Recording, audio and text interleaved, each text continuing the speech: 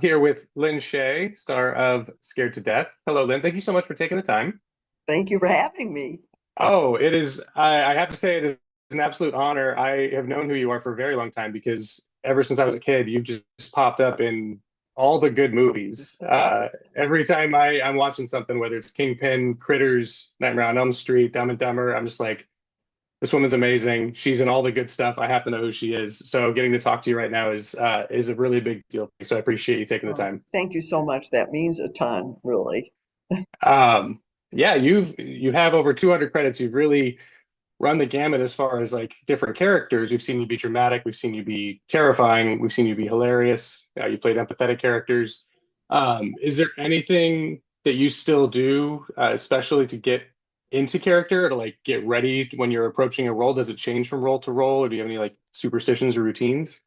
There's no real superstitions. It usually I have to start with the material, and I've often said this, but I make sure I have a pencil.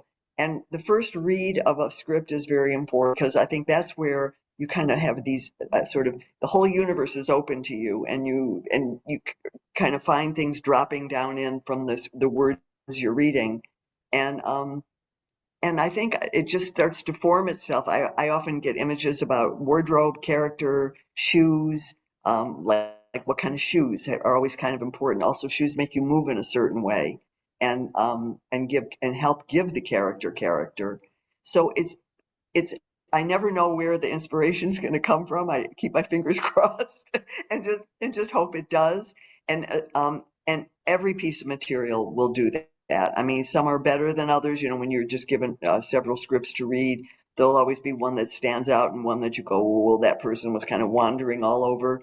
But you find elements, even if I was to decide to do any of those, there's elements that are given to me by the writer.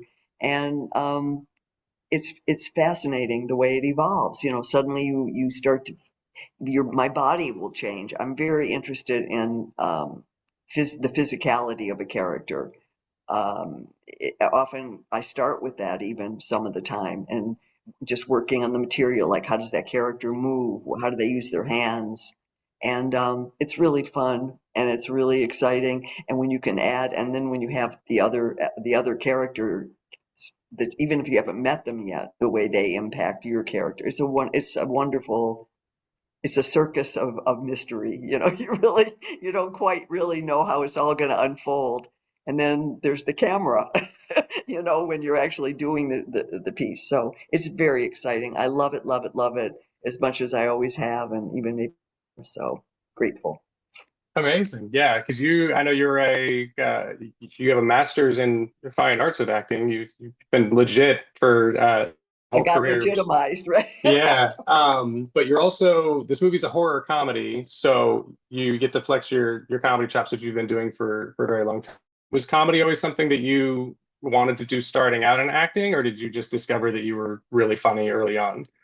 I kind of, I never really made any choices like that. I mean, which is wonderful when I think about it. It wasn't even like, I'm going to go to LA and I'm going to be an actress. And I loved pretending to be other people, and I'm really good at it.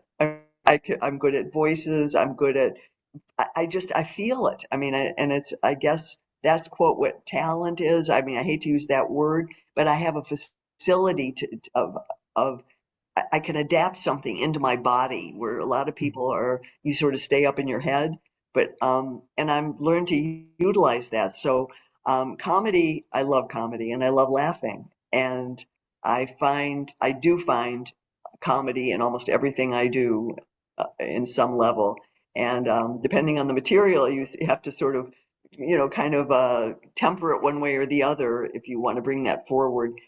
But it's exciting to look at all the aspects of a piece of material, and allow something to happen. And that's the kind of the way I work when I read a script. You know, I see what does this make me feel like, and I walk around with the material and see what my body's doing. So I love it both. You know, I love laughing though. Oh yeah. Laughter's the best. Same. I agree. I'm a comedy writer first, and now I'm an influencer. I hate using the word influencer, but you're allowed to use the word talent. I would say you don't have to shy away from that at all. Um, when it comes to this character, Max is fantastic, and you get to have of fun with her. She's quite an insufferable filmmaker, kind of mean at times. Did you pull any real life? You don't have to name names, but did you pull from any real life experience on set with other filmmakers to kind of create this character? Um, I've only really worked with one abuser that I can think of, and it was a TV show, and I don't even remember his name, but he was so mean to me. I mean, it was like shocking. I only had a small role, but I didn't think about that. I'm only thinking about that. I'm remembering it now. But I think otherwise it was more really that Max had, she had a problem. You know, she wanted to be an outspoken woman, like, don't call me Maxine, call Yeah. me Max. And so she was denying all her femininity because she thought she had in order to be strong, Mhm. which is very classic, of course, as we know. And but I think the part kind of it lent itself to the elements that came through to being a bit bossy, but also to realize why she's bossy. I wanted to make sure she wasn't just mean to be mean, but you understood she had had problems too that influenced the way she treated herself and other people. And so, without making it too serious, too drama, I think that came through. That you see her have those moments, when she's vulnerable with the kids and everything. That one scene with the ring around the rosy, I had a big impact on that and talked to the director quite a while about, to Paul about, let's show her what makes her vulnerable. What did she miss out as a child? Yeah. Because most mean people have been not well treated on some level, unless you're psychotic, which is also possible. That's But I happened don't think sometimes. really.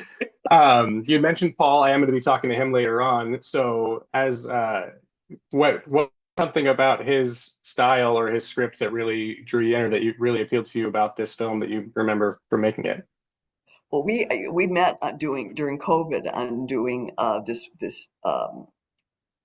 this show that was online, basically about a patriarch who was dying of COVID and his family around him, Right. and the problems that caused by trying to know this man was dying and how that influenced the entire family towards each other. It was really an excellent piece of work. And I met him, and I think I met Eric at the same time. I mean, they've worked together for a while, and uh, I just think he has a big heart on his sleeve, and he's very good at inspiring that in you, which I think is a great asset for a director, as well as giving you information directorially to inspire you to bring that out of yourself as well. So I love working with him because he trusts me, and I trust him, and that makes usually for a lot of creativity. So Yeah. I love the guy. I think he's just wonderful. And Eric Barrett too, who's his sort of co-producer producer. They're both just a wonderful team. I love them both. Perfect. Yeah, that's important. Awesome. Well, I want to thank you again so much for taking the time today. That's all the time I've got, but I do hope you enjoy the rest of your day. I hope the other interviews go just as well. You've been an absolute delight. Again, I'm such a huge fan. I just watched Room for Rent. You were also excellent in Oh, that. So creepy, so good. But I'm gonna let you get that's back to one of my this. that's a wonderful one. But Yeah. anyway, yeah. Thank you again so much. You have a wonderful rest of your day. Thank you so much too. Great.